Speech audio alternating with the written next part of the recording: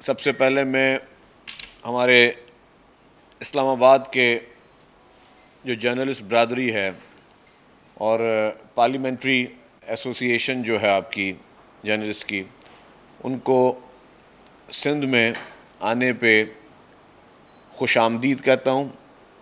भली करे आया।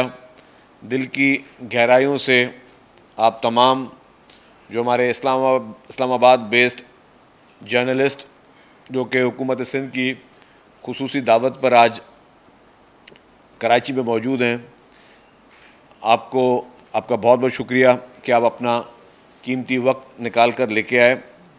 इससे पहले महकमा इत्तलात हुकूमत सिंध ने Khyber Pakhtunkhwa, Islamabad national press club और लाहौर के जो हैं जर्नलिस्ट, उनको भी मदऊ किया था और उन लोगों ने भी आके यहाँ पे पूरे सिंध को विज़िट किया, सिंध के मुख्तलिफ़ प्रोजेक्ट्स को विज़िट किया।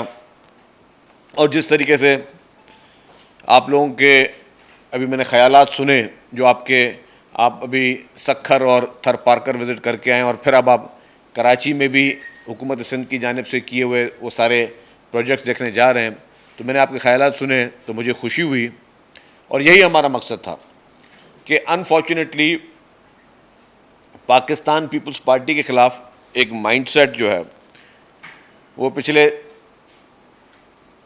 काफ़ी अरसे से एक नेगेटिविटी फैलाता हुआ आया है और उसमें ज़ाहिर मुख्तलिफ़ कुछ पॉलिटिकल ओपोनेंट्स का भी उसमें किरदार रहा है और चंद मैं समझता हूँ कि मीडिया का भी उसमें शायद थोड़ा बहुत एक माइंडसेट रहा है कि हमेशा कभी नेगेटिव बात हो तो फिर वो पीपल्स पार्टी से मुसल्लत करने की कोशिश की जाती थी, या जहाँ पे भी डेवलपमेंट ना होने की बात हो तो वो सिंध हुकूमत से या पीपल्स पार्टी से मुसल्लत करने की कोशिश की जाती थी। तो इसीलिए हमने ये सिलसिला शुरू किया कि हमने कहा कि इश्तिहारों के ज़रिए मैसेज देना अलग बात है, अपने मुंह से अपनी तारीफ़ करना अलग बात है। बेहतर ये है कि हम पूरे पाकिस्तान के जर्नलिस्ट को बुलाएं यहाँ पे, क्योंकि आप लोग आइज़ एंड ईयर्स हैं तमाम उन चीज़ों के लिए, लोगों तक पहुँचाने के लिए, और आज़ादाना तौर पर तनकीद भी करें, लेकिन आप ख़ुद देखें। वो कहते हैं कि सीइंग इज़ बिलीविंग। तो आप ख़ुद आके विज़िट करें और देखें कि जी सिंध में जो है वो पाकिस्तान पीपल्स पार्टी की सिंध हुकूमत ने आवाम के लिए क्या किया है। और जिस तरह आपने कहा, मुझे खुशी हुई कि अब टफ़ कंपटीशन है। मैं समझता हूँ कि काफ़ी इस तरह के सेक्टर्स हैं जहाँ पे कंपटीशन है ही नहीं। जैसे मैं अगर हेल्थ सेक्टर की बात करता हूँ कि हेल्थ सेक्टर में अल्हम्दुलिल्लाह पूरे पाकिस्तान में किसी भी सूबे के पास ऐसा कोई प्रोजेक्ट नहीं है जो सिंध हुकूमत के बेशतर हेल्थ सेक्टर में जो प्रोजेक्ट्स हैं उसका कोई मुकाबला हो सके। मुकाबला नहीं है। हमने जो भी चीज़ें बनाई हैं, जिस तरह आपने अभी ख़ुद कहा, हमने जो भी चीज़ें बनाई हैं ये सिर्फ सिंध में बसने वालों के लिए नहीं बनाई हैं। हमारी हॉस्पिटल्स ना सिर्फ पूरे पाकिस्तान के लिए, लेकिन पाकिस्तान से बाहर वो ममालिक जो यहाँ पे इलाज के लिए कुछ लोग आते हैं तो उनके लिए भी हैं। सखर की बात हुई, आपने शुरू की। सखर में अगर अरोड़ यूनिवर्सिटी है, सखर में अगर बेगम नुसरत भुट्टो यूनिवर्सिटी है, सखर में अगर IBA यूनिवर्सिटी है, तो उसमें किसी भी स्टूडेंट का डोमिसाइल चेक नहीं होता कि कौन से शहर का या कौन से सूबे से कोई आता है तो किसको एडमिशन दी जाए नहीं दी जाए। इसी तरीके से हमारी सखर की जो हॉस्पिटल्स हैं, सखर के हॉस्पिटल में सबसे ज़्यादा पेशेंट साउथ पंजाब का आ रहा है। सखर की हॉस्पिटल में सबसे ज़्यादा पेशेंट जो है वो बलुचिस्तान से आ रहा है और हम उनको वेलकम करते हैं और सारा मुफ्त इलाज हो रहा है। आपके NICVD सखर में मुफ्त इलाज हो रहा है, आपके SIUT में मुफ्त इलाज हो रहा है। फिर खैरपुर में अगर आप जाके देखेंगे गम्बट इंस्टीट्यूट, जिसमें अब लिवर ट्रांसप्लांट, लंग्स ट्रांसप्लांट हो रहा है, मुफ्त हो रहा है और सारे इलाज मुफ्त में हो रहे हैं। किसी से पर्ची नहीं ली जा रही, किसी को कोई जो है रसीद नहीं काटी जा रही, किसी का शनाख्ती कार्ड भी नहीं देखा जा रहा कि जी ये पाकिस्तानी भी है या नहीं है। तो ये होती है असल मायनों में अवाम की खिदमत। असल मायनों में जो अवामी हुकूमतें होती हैं वो ऐसी सहूलत बनाती हैं कि उस सहूलत के लिए आपके पूरे मुल्क के लोग यहाँ पे बिला तफरीक हर वक्त आ सकते हैं और बग़ैर किसी पैसों के अपना इलाज करवा सकते हैं, मुफ्त में इलाज करवा सकते हैं। और ये नहीं सिर्फ इलाज की बात है, सबसे बेहतर इलाज कराया जा सकता है। सबसे बेहतरीन इलाज जो है वो फैसिलिटीज़ मिल रही हैं। इससे पहले लंग्स ट्रांसप्लांट के लिए लोग जाते थे जी भारत, और वहाँ पे लोग उस वक्त, मुझे याद है कि हम 2007-8 की बात बता रहा हूँ, मुझे यहीं पे हमने उस वक्त कायम अली शाह साहब से हमने एक दो लोगों के लिए पे फंडिंग करवा के दी थी कि वो जाएं। उस वक्त 50 लाख रुपए इलाज होता था ट्रांसप्लांट का, वो भी इंडिया, फिर वहाँ पे आपने उनको वीज़ा लेने, सारी चीज़ें लेने। अब आपके अपने मुल्क में आपकी अपनी हुकूमत मुफ्त में सबको इलाज करा के दे रही है। तो ये है आपका विज़न। और यकीनी तौर पर शहीद मोहतरमा बेनज़ीर भुट्टो साहिबा ने विज़न दिए। जो लेडी हेल्थ वर्कर का जो विज़न था वो शहीद मोहतरमा बेनज़ीर भुट्टो साहिबा का था, जिसने पूरे पाकिस्तान में ख़वातीन को घरों से निकाला था। फिर मोहतरम आसिफ अली ज़रदारी साहब जब प्रेसिडेंट बने तो उन्होंने जब अपना एक चीज़ स्टार्ट की कि ख़वातीन को एम्पावरमेंट करने के लिए उन्होंने प्रोजेक्ट शुरू किए, बेनज़ीर इनकम सपोर्ट प्रोग्राम शुरू किए, बाकी किए कि जी ख़वातीन पहले शनाख्ती कार्ड नहीं बनाती थी। ख़वातीन जो रूरल बैकग्राउंड होते थे, पूरे पाकिस्तान की मैं बात कर रहा हूँ, वहाँ ख़वातीन का शनाख्ती कार्ड भी लोग बनाना वो समझते थे कि नहीं, तौहीन है कि मेरी जी घर की किसी ख़वातीन की कोई तस्वीर कैसे निकालेगा, वो नादरा ऑफिस किस तरह जाएगी, उसकी तस्वीर किस तरह, उसका शनाख्ती कार्ड कैसे बनेगा। फिर जब वो BISP इंट्रोड्यूस हुआ तो उसके बाद लोगों ने इस तरह वो शनाख्ती कार्ड बनवाने भी चले गए। तो इसी तरीके से हर चीज़ के पीछे कोई ना कोई मंतक है। अगर NICVD की हम बात करते हैं, लोग कहते हैं रिपीट है, लेकिन NICVD को सिर्फ वो लोग समझ सकते हैं जो खुदा ना खास्ता या जिनके प्यारे उनकी फैमिली मेम्बर्स उस जो है वो अजाब से गुजरे हों। मैं आपको अपनी छोटी सी मिसाल दे दूं कि मैं खुद हैदराबाद का रिहायशी हूँ। सुबह को 4 साढ़े 4 बजे मुझे हार्ट अटैक हुआ, और सीवियर किस्म का हार्ट अटैक हुआ। मैं सुबह को 5 बजे पहुँचा हूँ, तो मैं NICVD हैदराबाद पहुँचा हूँ, और अल्लाह ताला का बहुत बड़ा करम है, आज अगर मैं मौजूद हूँ तो उसका वो एहसान NICVD हैदराबाद का है। और उससे बड़ी बात मैं आपको जो बता दूँ कि जब मैं वहाँ पे गया तो मैं उसी शहर का इलेक्टेड रिप्रेजेंटेटिव भी था, मैं उस वक्त भी मिनिस्टर था। तो मुझे क्यू में, मुझे फौरी तौर पर तिब्बी इमदाद देके मुझे क्यू में बिठाया गया, बोला कि जी पहले आपसे पहले एक पेशेंट है, पहले उसका हम इलाज करेंगे, फिर आपका इलाज करेंगे। तो ये है पाकिस्तान पीपल्स पार्टी की हुकूमत सिंध, और ये है पाकिस्तान पीपल्स पार्टी की हुकूमत सिंध का विजन। जिस तरह थरपारकर आप लोग अभी मिट्टी होके आए हैं, आपने खुद अभी तारीफ़ की कि मिट्टी के रोड्स बहुत अच्छे हैं। आपने खुद कहा कि जी हम जब सक्खर से लेकर और थरपारकर तक गए, इस्लाम कोर्ट तक गए, नंगर पार्कर तक गए, तो हमें रास्ते में ना कोई खड्डा नज़र आया, ना कोई स्पीड ब्रेकर नज़र आया। रोड नेटवर्क की मैं बात करूं तो अल्हम्दुलिल्लाह जो रोड रास्ते सिंध हुकूमत के कंट्रोल में हैं वो आपको सबसे बेहतर मिलेंगे सिंध में। जो डिस्ट्रिक्ट टू डिस्ट्रिक्ट जितनी भी कनेक्टिविटी है, जितने भी मेन आर्टरीज हैं, अंदर प्रॉब्लम होंगे, ज़ाहिर है कुछ गांव देहात में प्रॉब्लम होंगे, कुछ शहरों में प्रॉब्लम है, वो हैं, लेकिन जितनी मेन आर्टरी सिंध हुकूमत के अंडर आ रही हैं वो सारी आपको ज़बरदस्त मिलेंगी। यहाँ जो नेशनल हाईवे जो हमारा है, जो कि हैदराबाद से सक्खर है, उसका हशर बुरा है, क्योंकि वो फेडरल गवर्नमेंट के पास, और फेडरल गवर्नमेंट अनफॉर्चुनेटली उन्होंने जिस तरीके से पूरे पाकिस्तान का वो बॉटल नेक है, पूरे पाकिस्तान की एक्सपोर्ट और इम्पोर्ट उसी रास्ते से जाती है। पोर्ट आपके इस शहर में मौजूद है, पूरे पाकिस्तान की गुड्स यहाँ से जाती हैं, तो उस पर जितना ध्यान देना चाहिए फेडरल गवर्नमेंट ने नहीं दिया। आज भी मतलब प्रायोरिटी होनी चाहिए ना। प्रायोरिटी क्या है? पीपल्स पार्टी की प्रायोरिटी जो है, ज़रूर सड़कें भी ये सब चीज़ें हैं, लेकिन सबसे ज़्यादा प्रायोरिटी जो है पीपल्स पार्टी की वो है इंसान ज़ात की ज़िंदगी, कि इंसान ज़ात की ज़िंदगी कितनी इम्पॉर्टेंट है, और उसके लिए सेहत शोबे पे अरबों रुपए की इन्वेस्टमेंट सिंध हुकूमत ने की है।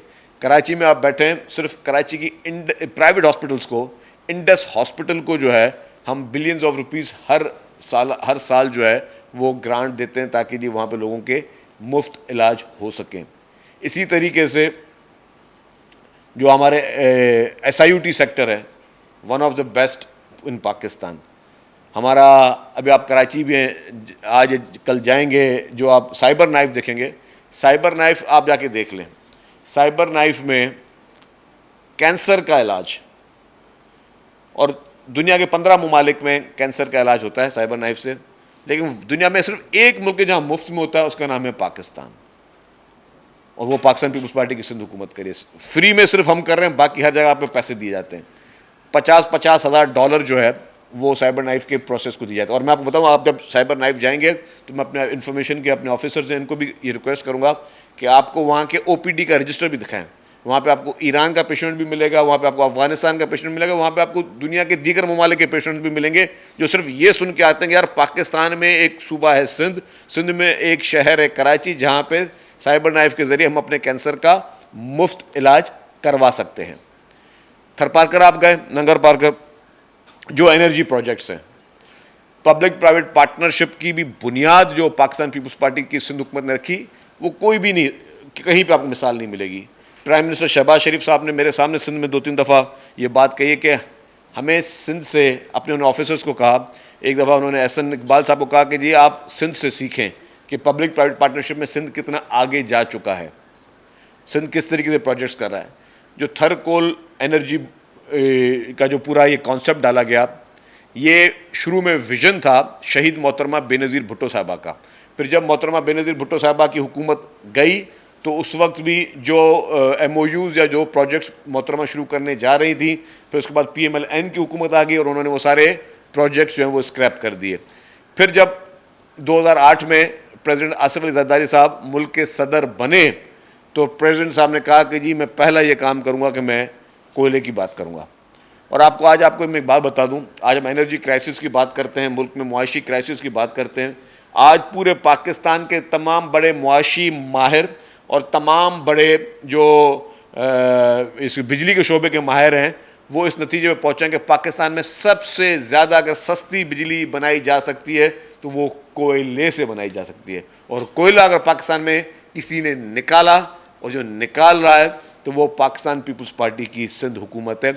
हज़ारों मेगावाट बिजली, आज भी हम हज़ारों मेगावाट बिजली नेशनल ग्रिड में सिंध हुकूमत डाल रही है, अपना हिस्सा दे रही है। मेरा एक सवाल है, आप खुद, क्योंकि मेरे सारे इस्लामाबाद के जर्नलिस्ट बैठे हुए हैं, आपने पूरे पाकिस्तान की सड़कें देखी, आपने थर पार्कर की सड़कें भी देखी होंगी, आपने इतनी वाइड रोड्स भी देखे होंगे, इतना बड़ा इंफ्रास्ट्रक्चर हुआ होगा, अरबों रुपए खर्च हुए नहीं हुए, $1 अरब से ऊपर जो है वो सिर्फ इंफ्रास्ट्रक्चर पे खर्चा हुआ है, $1 अरब से ज़्यादा।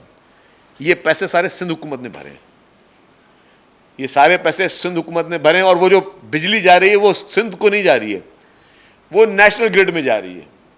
तो आप सिर्फ इससे बड़ी अपने मुल्क के लिए खिदमत देख लें कि नेशनल ग्रिड में आप बिजली भेजो जिसमें डायरेक्टली आपको ना कोई क्रेडिट मिल रहा है, ना ही आपको कोई फ़ायदा मिल रहा है, लेकिन यस हमारे मुल्क को फ़ायदा ज़रूर मिल रहा है, हमारे पाकिस्तान को फ़ायदा ज़रूर मिल रहा है। तो सोच क्या थी? सोच वफाक की सोच थी। सोच क्या थी? सोच ये थी कि हमें मुल्क का भला करना है। ये नहीं कि जी हम लोग सिर्फ पॉइंट स्कोरिंग में चले जाएं कि जी मुझे क्या शेल्फ कर सकता हूँ, किसी और को क्या शेल्फ कर सकता हूँ। अगर $1 अरब से ऊपर की सिर्फ और सिर्फ जो है वो रोड इंफ्रास्ट्रक्चर में खर्चा हो रहा है, और आज पाकिस्तान का सबसे ज़्यादा बड़ा कोयला सिंध से निकल रहा है, और वो सिंध का कोयला जो है उससे बिजली भी बन रही है, और हज़ारों मेगावाट बिजली हम लोग अगर नेशनल ग्रिड में दे रहे हैं तो इससे बड़ी और मुल्क की क्या खिदमत की जाए। आप लोगों की बिल्कुल एक बात जायज़ है कि यार आप प्रोजेक्शन कम करते हैं। मैंने कहा जी देखें, दो किस्म की चीज़ होती है ना, मतलब कुछ लोग जो है, कुछ पॉलिटिकल पार्टीज़, उनकी कोशिश ये होती है कि वो दिखावा ज़्यादा करें और काम कम करें। कुछ पॉलिटिकल पार्टीज़ होती हैं, उनकी मकसद होती है काम कुछ ना करें और सिर्फ लोगों पर तनकीद करें, लोगों को गालियाँ दें। कुछ पॉलिटिकल पार्टीज़ की प्रायोरिटी ये होती है कि यार फोकस करें काम पर, दिखावे और मार्केटिंग के लिए जो है ना वो फिर मेरी बात कि सीइंग इज़ बिलीविंग। तो अभी हमने जो आपको ये मेरे पिछले 2-3 महीने से जो तसलसल शुरू किया हुआ है कि हम सबको, जर्नलिस्टों को पूरे पाकिस्तान के बुला के दिखा रहे हैं, क्योंकि अखबारों में आप लोग लिखते हैं, टीवी पे रिपोर्टिंग आप लोग करते हैं, लोगों में ज़्यादा आप लोग इंटरेक्ट करते हैं, ताकि आप अपनी आंखों से ये चीज़ विटनेस कर सको कि यार वाकई पाकिस्तान में और जो सिंध सूबा है वो वाकई बहुत बड़ी खिदमत कर रहा है, और रोज़ आके जो है वो ये नहीं बता रहा कि जी मैं ये कर रहा हूँ, ये मैं वो कर रहा हूँ। हर जो है वो रिबन काटने के लिए पूरी जो है महफिलें नहीं सज रही हैं, और लोगों पे ज़्यादा हम लोग इस चीज़ पे फोकस नहीं कर रहे कि जी हर चीज़ पे हम लोग ढोल बजाएं। यस, हमें लोगों ने वोट दिया है तो हमें लोगों की खिदमत करनी है, और ख़िदमत सबसे ज़्यादा ये होती है कि आप इंसान ज़ात की खिदमत करें, और इंसान ज़ात की वो खिदमत करें जो सबके काम में आए। मेरे दोस्त ने, आप लोगों ने कुछ पॉइंट उठाए, मैं कहूँगा कि अब अगर आप लोगों के कोई सवालात हों तो मैं उसको 1 बाय 1 उन सवालात को मैं एड्रेस करता रहूँ, और फिर मैं आपको जो भी आपके क्वेश्चंस होंगे, जो पहले आपने क्वेश्चन किए उसमें दोबारा भी रिपीट कर सकते हैं, आपके हर सवाल को जो है वो प्रॉपरली एड्रेस किया जाएगा।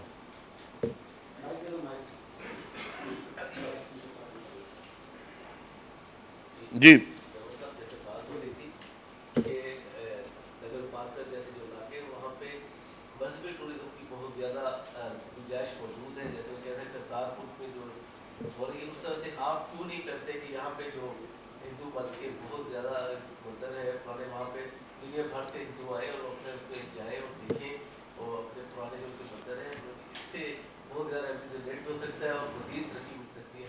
देखिए जी, अक़लियती बिरादरी के लिए मैं ये फिर आपको कहूँगा कि सबसे ज़्यादा अगर किसी ने काम किया है वो भी पाकिस्तान पीपल्स पार्टी की सिंध हुकूमत ने किया है।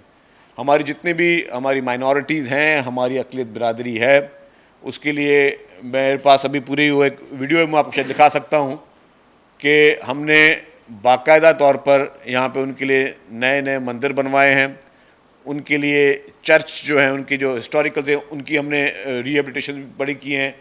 सिख बिरादरी के लिए हमने जो है उनके जो मजहबी मुकामात हैं उन पे बहुत बड़ा काम किया है।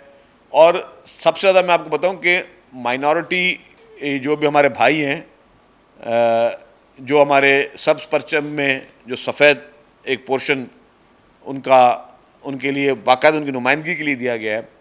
पाकिस्तान पीपल्स पार्टी की सिंध हुकूमत ने रिज़र्व सीट के अलावा हमारे जनरल सीट्स पे भी जो है वो टिकट्स दी हमारे अक़लियती बिरादरी को, जो कि वो जीत के असम्बली में बैठे हुए हैं। आपको नाम भी पता होंगे, आप नेशनल असम्बली इस्लामाबाद से आए हैं, तो जनरल सीट से भी वाहिद पॉलिटिकल पार्टी है जिसने लोगों को नुमाइंदगी दी है। तो जहाँ पे टूरिज़म की बात आपने की, टूरिज़म पे काम हो रहा है। शायद इस टूरिज़म सेक्टर में हमने शायद मैं इस पर थोड़ा मैं मानना भी बुरी बात नहीं है कि शायद हमने फोकस थोड़ा कम किया हो, ये हमारा शायद उसमें कमज़ोरी रही है। लेकिन टूरिज़म सेक्टर में पीपल्स पार्टी ने जो है वो अब ठीक ठाक काम कर रही है। हमारा जो कल्चर डिपार्टमेंट भी काफ़ी एक्टिवली कर रहा है काम, और बाकी कोशिश चल रही है जितने भी, जिस तरह आपने कहा करतारपुर, तो हम भी कहते हैं जो मजहबी मुकामात पे विज़िट करने के लिए जितने भी दुनिया भर से वो लोग हैं वो आएँ अक़ीद व एहतराम के लिए, उनके लिए हम पूरे इंतजाम करें और वो वहाँ पे ज़्यादा से ज़्यादा जो है उसमें टूरिज़म को वो सपोर्ट मिले। जी सर, थरपारकर में जो मुझे सबसे ज़्यादा फील हुआ वहाँ पे टेली कम्युनिकेशन की बहुत ज़्यादा गैप है। वहाँ पे सिग्नल नहीं है, वहाँ पे इंटरनेट नहीं है। आज के डिजिटल दौर में वहाँ की आवाम जो है वो लेटेस्ट दुनिया से बहुत दूर है। तो मेरी तो यही सजेशन होगी कि वहाँ पे इंटरनेट या फिर टेली कम्युनिकेशन कंपनीज को इन्वाइट करें, वहाँ टावर्स लगाएं ताकि कम्युनिकेशन इशू। देखिए जी, थरपारकर में जहाँ आपने इंटरनेट की सहूलत की बात की, वहाँ पे मुख्तलिफ़ कंपनियों के टावर्स लगे भी हुए हैं और वहाँ पे जो है वो नेटवर्क भी मौजूद है। जहाँ तक आपकी ओवरऑल जनरल बात है, थरपारकर के डायनामिक्स ये है कि थरपारकर रकबे के हिसाब से एक बहुत बड़ा जो है वो डिस्ट्रिक्ट है, बहुत बड़ा, और वहाँ आबादी स्कैटर्ड है। तो शहरों में या बाकी जगहों पे हम लोग वो क्या नॉर्मली कंपनीज ये करती हैं कि वो अपने टावर्स, मोबाइल टावर्स लगा लेती हैं और फिर उससे बहुत बड़ी आबादी जो है वो उनका रेवेन्यू जनरेशन होती है। लेकिन जहाँ पे स्कैटर्ड आबादी हो और जहाँ पे लोग दूर दूर रहते हों, वहाँ हर जगह पे जो है मेरे ख्याल से उन मोबाइल कंपनीज़ के लिए भी जो है वो इतना वायबल नहीं होता। लेकिन उसमें यह है कि अब डिफरेंट कंपनीज़ ने शायद वहाँ पर वो डिवाइड किया हुआ है कि कुछ इलाकों में जो है कुछ कंपनी सर्विस दे रही है, कुछ इलाकों में कुछ कंपनी सर्विस दे रही है, फिर उन्होंने फिर आपस में जो है एक दूसरे को सर्विस शेयरिंग मॉडल भी इनका चल रहा है। बट ये आपका बात पॉइंट बिल्कुल ठीक है कि मतलब वहाँ पे शहरों में है, वहाँ पे देही इलाकों में जो है वो सर्विस जो है इस वक्त जितनी होनी चाहिए वो नहीं है।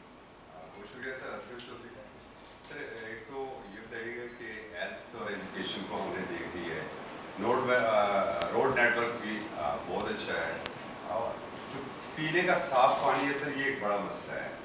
और नगर पार्कर में हमने एक स्मॉल डैम देखा है। एक तो ये पीने के पानी के लिए क्या कर रहे हैं और वाटर स्टोरेज के लिए स्मॉल डैम्स का क्या मनसूबा है। तो सर एक बड़ी परसेप्शन देखी है हमने कि बड़े रोडों के ऊपर डाकू आ जाते हैं। ये हम आ रहे थे और डाकुओं में की नज़र नहीं आए, तो अमन व अमान की मजबूरी सूरत है। जी, मैं आपको पहले लास्ट सवाल का जवाब दे देता हूँ। जहाँ तक डाकुओं के लिए वही फिर मैं कहूँगा कि परसेप्शन बनाई जाती है कि जी सिर्फ जो है कुछ शायद लॉ एंड ऑर्डर की सिचुएशन ख़राब है। आप लोग सखर से बाय रोड गए हो, नंगर पार्कर जो रात के टाइम पर और बॉर्डर एरिया में गए हो और वहाँ से वापस आप जो है वो कराची तक भी रात को ही कराची आए, अल्हम्दुलिल्लाह आपको कहीं पे कोई किसी किस्म की जो है वो प्रॉब्लम नहीं हुई होगी। जहाँ तक आपने पानी की प्रोजेक्ट से बात की, सैकड़ों आरओ प्लांट्स जो हैं वो थर पार्कर में लगाए गए हैं सिंध हुकूमत की जानिब से। स्मॉल डैम्स भी जो है वो बहुत ज़्यादा जो है वो थर पार्कर में लगे हैं। मैं रिसेंटली बताऊं कि लास्ट ईयर थर पार्कर में हालांकि ज़मीनों के इश्यूज़ होते हैं कि जी वहाँ पे पानी के प्रॉब्लम है, लेकिन जिस तरह स्मॉल डैम से फ़ायदा ये होना शुरू हो गया है कि वहाँ पे लोगों को बम्पर क्रॉप्स लास्ट ईयर लोगों ने लिए हैं और वहाँ पे भी बिलियंस ऑफ रुपीज़ की क्रॉप्स जो हैं वो लास्ट ईयर हुई हैं। तो मैं समझता हूँ कि ये एक बहुत बड़ा उनके लिए मुआशी इनकलाब है। जहाँ तक पीने का पानी है, बिल्कुल इसको public health department government of Sindh का वो भी बड़े उस प्रायोरिटी में ले रहा है, लेकिन जो आरओ प्लांट्स हैं, रिवर ऑस्मोसिस प्लांट्स हैं, उनके ज़रिए जो है वो पानी की सप्लाई जो है वो की जा रही है इस वक्त। मेरा नाम उस्मान खान है, मैं समा टीवी से मेरा ताल्लुक है और मैं प्रेसिडेंट हूँ पार्लियामेंट्री रिपोर्टर्स ऑफ पाकिस्तान का। जो भी हमने सिंध में और कराची में देखेंगे ज़ाहिर है ये हैं खसूसी इक़दाम जो स्पेशल इनिशिएटिव्स को कहते हैं, हेल्थ का सेक्टर को, एजुकेशन का सेक्टर को, टूरिज़म के ऊपर भी आप जैसे कह रहे हैं कि उसको मज़ीद तेज़ करना है। पाकिस्तानियत का फ़रोग़ हमने देखा है, हमें सूबाई तासुब नज़र नहीं आया यहाँ पर। ये बड़ी ही खूबसूरत और काबिल रश बात है बाकी सूबों के लिए भी कि उनको भी ऐसा ही करना चाहिए। क्या ऐसा हो सकता है कि अब सदर पाकिस्तान जो है वो भी इस्लामाबाद में बैठे हुए हैं, सदर पाकिस्तान के यही फैसिलिटीज़ जो हैं वो दीगर सूबों में भी सिंध जो है वो ऑनरशिप लेते हुए कोई हॉस्पिटल बना सकती है, एक फ्लैगशिप प्रोजेक्ट के तौर पे कोई यूनिवर्सिटी जो है इस किस्म की कि बिल्कुल फ्री एजुकेशन हो, वहाँ पर किसी का आई कार्ड ना देखा जाए, उनको फौरी तौर पर दाखिला मिल जाए, जैसे कि हमने देखा है ये तमाम जो प्रोजेक्ट अंदरूनी सिंध के अंदर बने हुए हैं। ऐसा पॉसिबल है कि सिंध हुकूमत जो है वो दीगर सूबों में भी इस किस्म के स्पेशल इनिशिएटिव और फ्लैगशिप प्रोजेक्ट के तौर पर कोई काम कर सके? देखिए जी, चेयरमैन बिलावल भुट्टो ज़रदारी साहब और प्रेसिडेंट आसिफ अली ज़रदारी साहब की ये पूरी कोशिश है कि, और उनकी ख्वाहिश भी है कि NICVD जो है, जो हमारा एक फ्लैगशिप प्रोजेक्ट है हॉस्पिटल का, जो सबसे ज़्यादा जो है लोग दिल के मर्ज़ में ही लोग ज़्यादा आते हैं, जो हमारे पास जो माहौल है वो सारी चीज़ें हैं और स्ट्रेस रिलेटेड भी ये चीज़ें होती है। उनकी ख्वाहिश है कि ये बलूचिस्तान में NICVD शुरू की जाए। मुल्तान के लिए भी हमारा ये था कि हम मुल्तान में भी कोई ऐसा सिलसिला शुरू करें। पूरे पाकिस्तान में जो है जहाँ जहाँ तक सिंध हुकूमत को की जहाँ प्रोवाइड कर सकेगी वहाँ करेगी।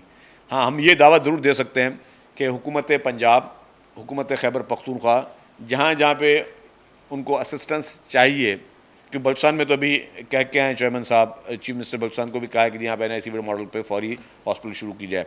लेकिन मैं बात कर रहा हूँ कि खैबर पख्तूनख्वा और पंजाब में जहाँ जहाँ पर उनको हमारी असिस्टेंस की ज़रूरत है, वी आर विलिंग, हम मदद करना चाहते हैं। और भी किसी जगह पे सेंट्रल पंजाब में भी कहीं पे ज़रूरत हो, सिंध हुकूमत मुकम्मल तौर पे करेगी। देखिए जी, असल में हुकूमतें आपने अगर देखें कि फ़ेडरल हुकूमत पीपल्स पार्टी की बहुत कम रही है। पीपल्स पार्टी के ख़िलाफ़ जो पार्टियाँ रही हैं उनकी हुकूमत ज़्यादा रही है। पीपल्स पार्टी को बहुत एक लिमिटेड चांस मिला है फेडरल गवर्नमेंट में, तो इसीलिए रिसोर्स का हमेशा सिंध को इश्यूज़ रहे हैं कि जी हमारे रिसोर्स हमें पूरे नहीं दिए जाते। अगर ये फेडरल गवर्नमेंट भी अगर पीपल्स पार्टी की होती तो जो आज हेल्थ सेक्टर की आप देख रहे हैं सिंध में, और यही हेल्थ सेक्टर पूरे पाकिस्तान में जो है आपको इसी तरीके से बेहतर नज़र आता और लोगों को ये बेसिक फैसिलिटीज़ या जो बहुत ही इंपॉर्टेंट फैसिलिटीज़ हैं वो मुकम्मल तौर पर नज़र आती।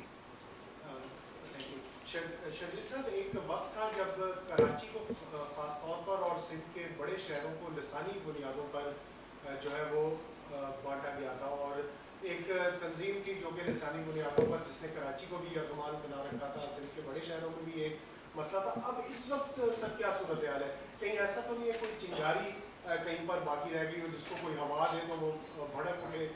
देखिए जी, पीपल्स पार्टी ने हमेशा कोशिश ये की है कि तासुब की सियासत को हम लोग जो है वो फ़रोग़ ना दें। और सिंध की आपने बात की, सिंध में शुरू में कुछ पॉलिटिकल पार्टीज़ की सियासत ही सिर्फ वो कहते हैं कि उनकी दुकान ही इस पर चलती थी कि जो नफ़रतों की सियासत हो। हमने उसको तो कोशिश की चीज़ न्यूट्रलाइज हों, लेकिन बीच में भी कभी कभी कोई इस तरह की स्टेटमेंट आ जाती है तो हमने एक और नई स्ट्रेटजी बनाई, हम इग्नोर कर देते हैं उनको, क्योंकि वो चाहते ही हैं कि उनकी दुकान तब चलेगी कि वो कोई एक बात करें फिर हम कोई दूसरी बात करें, फिर वो 2-4 बातें हों और फिर वो एक पब्लिक में डिस्कस होना शुरू हो जाए या उसके किसी तरीके से वो अपनी दुकान अपनी चमकाने की कोशिश करें। तो हमने अब वो बातें इग्नोर करना शुरू कर दी। और तासुब की बात मैं आपको ऑनेस्टली बताऊं कि ग्राउंड लेवल पे कोई तासुब नहीं है कि आपने खुद विटनेस किया, ग्राउंड लेवल पे किसी किस्म का कोई तासुब नहीं होगा। जहाँ पे कोई भी गया होगा सब ने उसको इज्जत मिली होगी। कोई मुझे नहीं पता कि मेरे दफ्तर में कौन सी ज़ुबान बोलने वाला कौन है। मैंने कभी किसी से अपने किसी स्टाफ से नहीं पूछा कि तुम्हारा डोमिसाइल कहाँ से है, तुम कहाँ से हो, क्या बात कर। तो ये तासुब जो है ना, वो सिर्फ चंद लोग जहनों में डालते हैं, चाहे वो मजहबी तासुब हो या वो और किसी तरीके से तासुब को पैदा किया जाए। और उसका मकसद ये होता है कि जी उनकी सबकी दुकानें उस पर डिपेंड करती हैं। जहाँ पे भी हो, मैं कोई स्वीपिंग स्टेटमेंट नहीं दूंगा, लेकिन हर आदमी ने अपनी अपनी दुकान इसलिए खोली हुई है कि मैं कोई गलत बात करूं ताकि कोई मुझे जवाब दे तो फिर मेरे पैरोकार मेरे पास आएँ और फलाने के ये हो। तो ये चीज़ें अब मेरे ख्याल से पाकिस्तान को इन चीज़ों से बाहर निकल कर आगे की तरफ जाना होगा।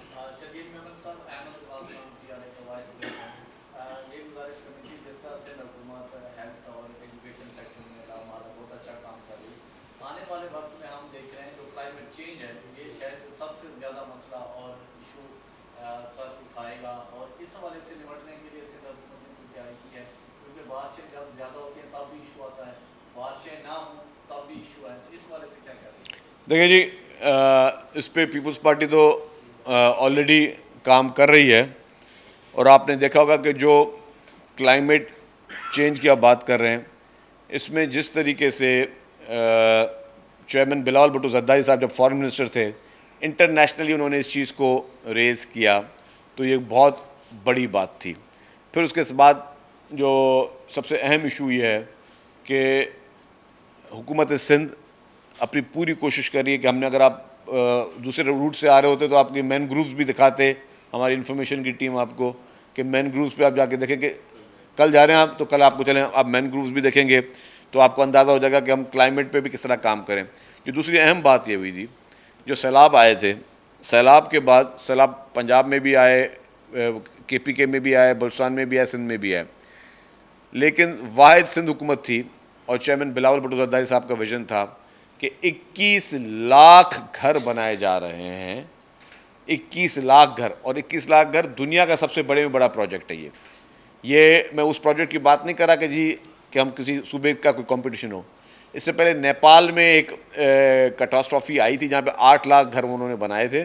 सिंध हुकूमत दुनिया का सबसे बड़े में बड़ा प्रोजेक्ट उन बेज़मीन लोगों को, गरीब लोगों को बना के देने जा रही है जिनके पास अपनी छत नहीं है, अपनी ज़मीन नहीं है। 21 लाख घर बना के दिए जा रहे हैं। उसके अलावा जो एनर्जी सेक्टर में, जिससे पहले मैंने बात की, मुझे एक बात हमसे रह गई, जो एनर्जी क्राइसिस चल रहे हैं, बिजली महंगी हो गई है, हम मुफ्त में सोलर सिस्टम लगा के दे रहे हैं उन मुस्तहक लोगों को मुफ्त में।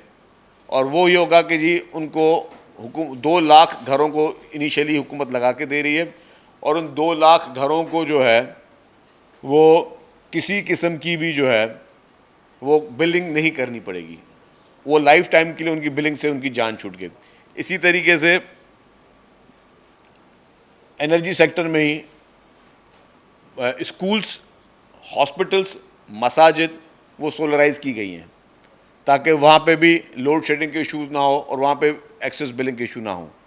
फिर किसानों के लिए हारी कार्ड सिंध हुकूमत जो है वो लेके आई है, जिसमें अभी तक 20 अरब रुपए हुकूमत सिंध खर्च कर चुकी है। जो मिस्कीन मुस्तहक किसान हैं, जिनको बीज के लिए, खाद के लिए, किसी और चीज़ के लिए उनको पैसों की या उनको असिस्टेंस की ज़रूरत है, हुकूमत सिंध डायरेक्ट उनको जो हारी कार्ड, किसान कार्ड दे रही है।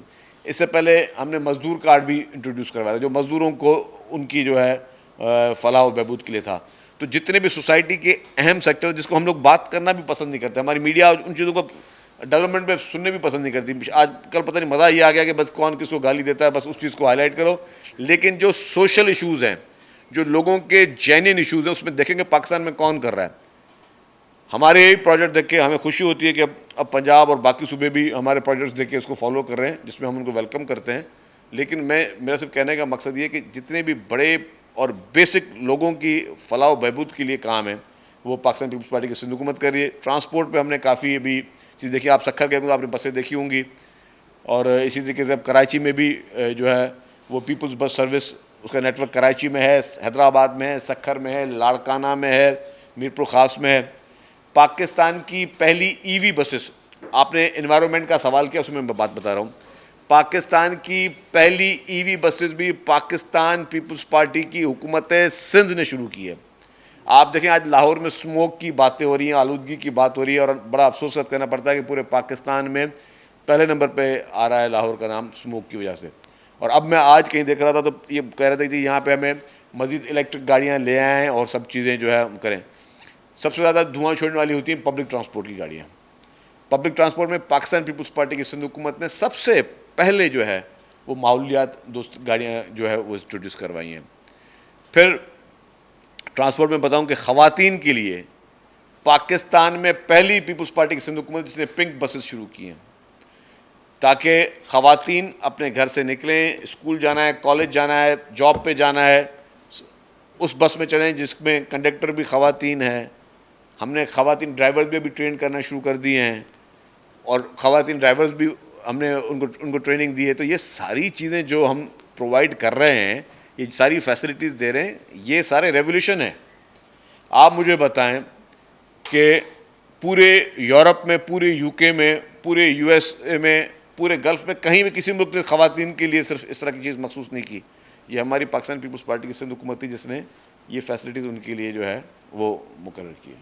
लेकिन शरीफ साहब, मुख्तलिफ मनसूबों का आपने जिक्र किया, लेकिन एक परसेप्शन जैसे आपने भी कहा कि शायद मीडिया भी उसको इस तरह हाईलाइट करता है या सिंध हुकूमत के खिलाफ चलाता है।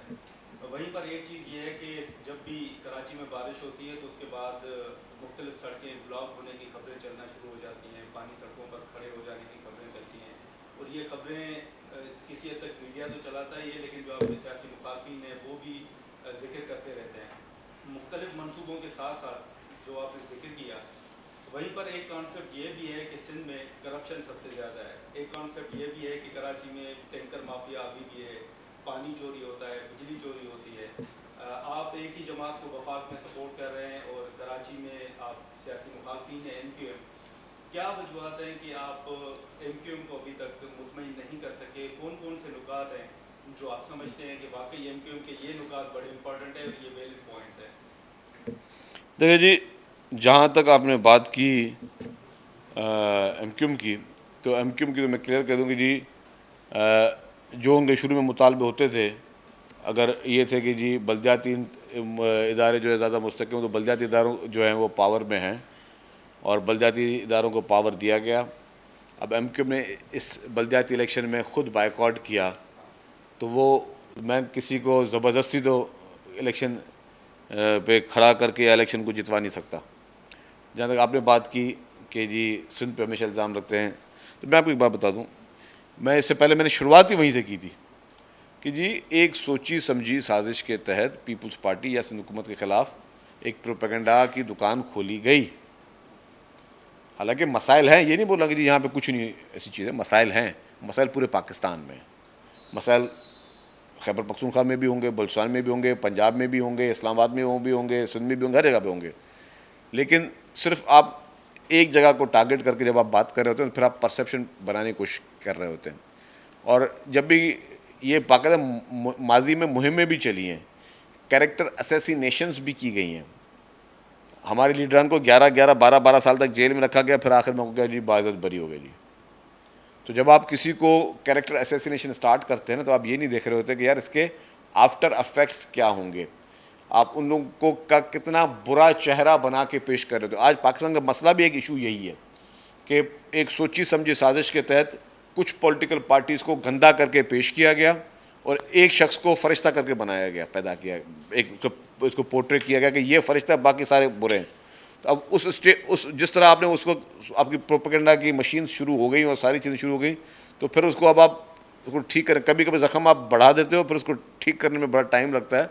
तो ये एक वजह उसकी ये थी कि जी हमने इन चीज़ों में सोची समझी एक प्लानिंग के तहत कुछ लोगों को हमने बुरा करके पेश करने की कोशिश की, जिसकी वजह से फिर आप वो परसेप्शन की बात होती है। हकीकी तौर पर मैं ये कह सकता हूँ कि काफ़ी हमारे अल्हम्दुलिल्लाह हमारे पास बेहतरी है, हमारे पास लोगों की सैलरीज बढ़ाई गई हैं, एम्प्लॉयज़ को फैसिलिटीज़ हैं, बेस्ट से बेस्ट इंसान के लिए जो इलाज हो सकता है वो सबको फ्री में दिया जा रहा है। ये सारी चीज़ें वही होती हैं कि लोग फिर गलत काम की तरफ ना आएँ और बेहतर की तरफ चलें।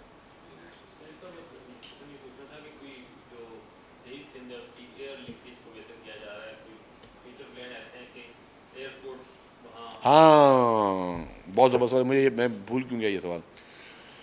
आपने पहले बात की थी, आपने कहा कि जी सिर्फ सखर एयरपोर्ट जो है वो काम कर रहा है और नवाब शाह एयरपोर्ट या शहीद बेनज़ीराबाद एयरपोर्ट या बाकी एयरपोर्ट, हैदराबाद एयरपोर्ट भी काम नहीं कर रहा। मैं आपको बताऊं, एक हमारे पास मोहनजोदड़ो एयरपोर्ट वो भी काम नहीं कर रहा, हमारे पास एक और वो सांगड़ में एक एयरपोर्ट वो भी काम नहीं कर रहा, सेवन में भी। अब ये फेडरल गवर्नमेंट जो है ना, ये उसका रोल है।